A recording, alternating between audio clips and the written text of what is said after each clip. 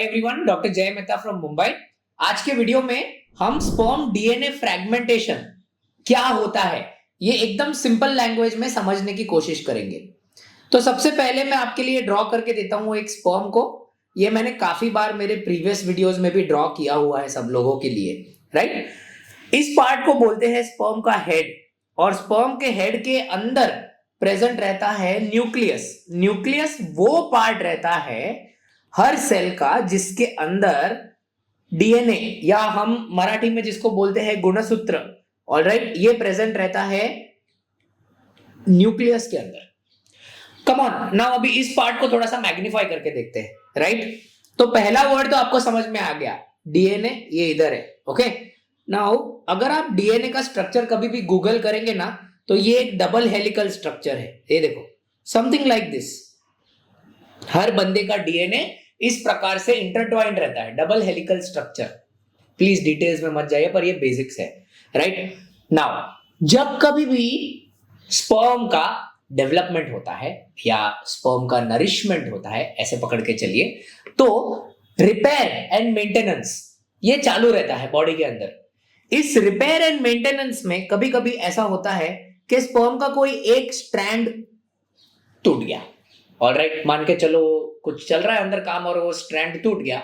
Body का काम है उसको आके वापस ज्वाइन करके देना, ये न्यूक्लियस का काम है, ठीक है।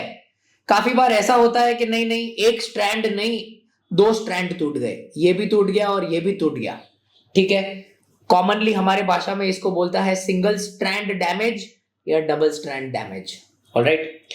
अगर आप इस चीज को स्टडी करो तो इसका मतलब क्या, ये देखो, ये फ्रैगमेंट जो है ये टूटने के बाद में कुछ ऐसा हो गया है, बराबर ना। अगर डबल डैमेज हुआ तो अभी बॉडी का काम है इसको और इसको ज्वाइन करना।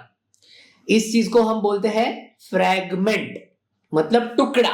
इंग्लिश में फ्रैगमेंट मतलब टुकड़ा, ऑलराइट। इसका मतलब जब हम बात करते हैं स्पर्म डीएनए फ्रैगमेंटेशन इंडेक्स, इसका मतलब क्या, स्पर्म में डीएनए के अंदर कितने फ्रैगमेंट है ये हम स्टडी करने की कोशिश करते हैं, राइट। मान के चलो मैंने 100 स्पर्म स्टडी किया, if I and up studying 100 sperms, alright, और उसमें से मुझे पता चला कि भाई 30 ऐसे स्पर्म है जिसमें ऐसे फ्रैगमेंट बने हुए हैं, तो DNA fragmentation index is 30 divide by 100। इसका मतलब वो बन जाता है 30%।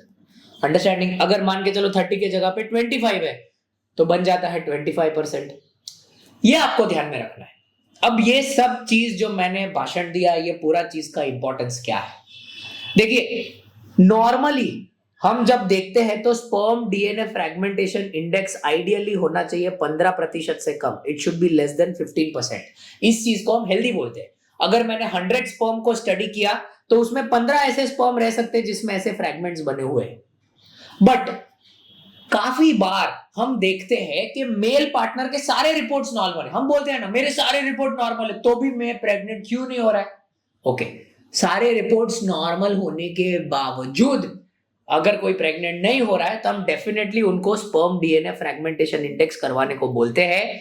और जब कभी भी डीएनए फ्रैगमेंटेशन का वैल्यू मोर देन 25% रहता है, उस सिचुएशन में there is high association of infertility, मतलब उसका इनफर्टिलिटी के साथ में बहुत बड़ा प्रमाण है। साइमल्टेनियसली आपको एक चीज डेफिनेटली ध्यान में रखना है कि जब कभी भी ये फ्रैगमेंट बनता है, इस फ्रैगमेंट का रिपेयर मैकेनिज्म, मतलब ये फ्रैगमेंट को रिपेयर करना काम है स्पर्म के न्यूक्लियस का, स्पर्म के डीएनए को रिपेयर करना।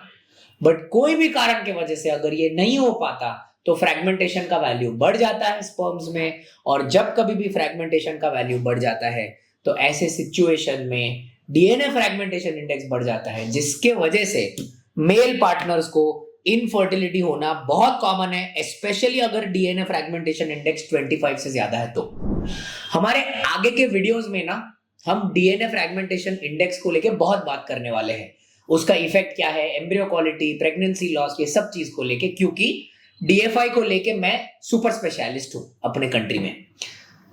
आपको एनी फर्दर क्वेश्चंस है तो आप हमारे चैट पे डाल सकते हैं, मैं या मेरे कोई टीम मेंबर्स आपको रिप्लाई करने की पूरी कोशिश करेंगे। Thank you so much.